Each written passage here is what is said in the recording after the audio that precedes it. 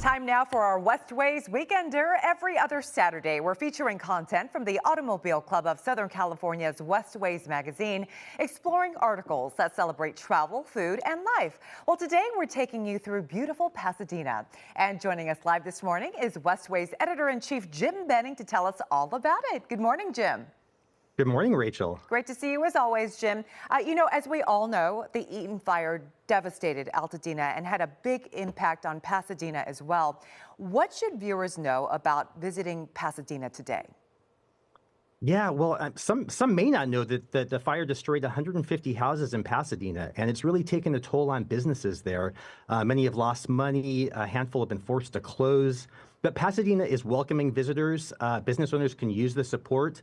And honestly, even if they didn't need the support, it's one of Southern California's great old communities, and there are so many good reasons to visit. Yeah, Pasadena, one of my all-time favorite cities here in Southern California. So for folks who don't know, where should people start? Yeah, I mean, for my money, the top attraction is the Huntington Library, Art Museum, and Botanical Gardens. It was not damaged in the fire, happily. This incredible estate was given over to the public by railroad tycoon Henry Huntington and his wife in the 1920s. It's growing stronger than ever. It has 16 distinct gardens, including the recently expanded Chinese garden, which really rivals anything you'll find in Beijing. It's incredible. It has a library with rare manuscripts and an incredible art collection. The challenge is really figuring out just what to see and do because there's so much there. The source there told me that she views every visit as a choose-your-own-adventure, and I really love that idea. You can keep going back, and you'll always find something new to explore. Absolutely. I've been to the Huntington, and it is absolutely gorgeous. One place I haven't been, Jim, is the Gamble House. Can you tell us about this? Yeah, the Gamble House is amazing. It was built in the early 1900s. It's considered a masterpiece of the American arts and crafts movement. It was in the fire evacuation warning zone as the Eaton Fire was going, and the staff were getting really scared, honestly. They packed up a lot of the furniture and objects and moved them to a safe location. Fortunately, the fire never made it to the house. And there's a lot going on there these days. In the garden outside, they've installed a cantina for hummingbirds to feed after the Eaton Fire destroyed the feeders that were run by the Pasadena Audubon Society. They have goat yoga starting this month, so if goat yoga is your thing, you'll want to check that out. And you can't go wrong taking any one of their tours. Absolutely. Jim, there are a lot of new trendy restaurants opening in Pasadena, as well as, restaurants that have been there for decades. What are your recommendations in terms of where we should go eat? Well, for something casual but honestly amazing, check out Howlin' Ray's for world-class Nashville hot chicken. You'll probably have to wait in line to get in, but it's so worth it. The basic sandwich features buttermilk brine fried chicken loaded with spices, served on a butter bun with cabbage slaw and pickles. You choose the heat level. I got medium. It was plenty hot. Honestly, I don't think you'll find anything better in Nashville. I was in Nashville recently. This is just fantastic. Sorry, Nashville. For something more upscale, I would say try Pez Coastal Kitchen in Old Pasadena. It opened last year. We recently reviewed it in Westways.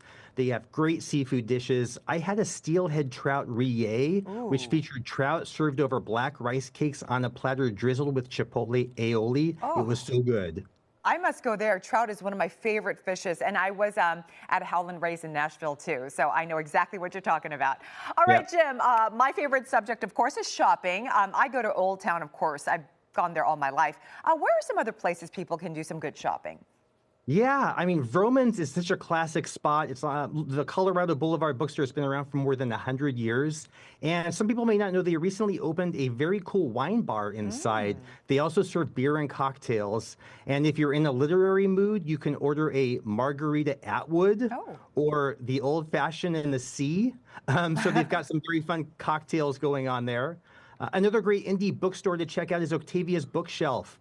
It's named after the late Pasadena science fiction author Octavia Butler and features books by writers of color. After the fire, owner Nikki High pulled all the books off the shelves and turned the store into a kind of clearinghouse for donated goods for fire victims. it really became kind of a community hub. Happily, the books are back on the shelves, and the shop can use your business. Great to and I also see. just want to give a quick shout out to the Pasadena wine shop.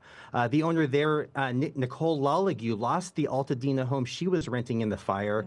Since then, she sold donated wine to raise more than $80,000 to help with the fire's aftermath. She's just one of many business owners who've gone to great lengths to help. So. Grateful to her. Thank you so much. And, you know, Jim, for those people who are not local and you want to go to Pasadena and find a place to stay, what do you recommend? Yeah, I mean, you can't go wrong at the Langham Huntington, this historic hotel.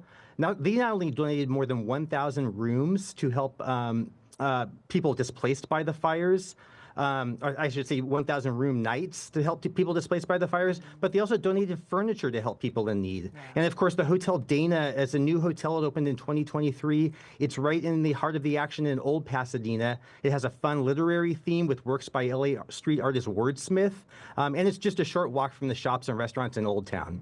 I love how the businesses are really supporting the community affected by the fire and helping one another. We should all go and support them in Pasadena.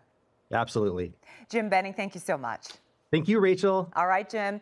You can find all the information on each spot we talked about on our website, kcalnews.com/SeenOnTV.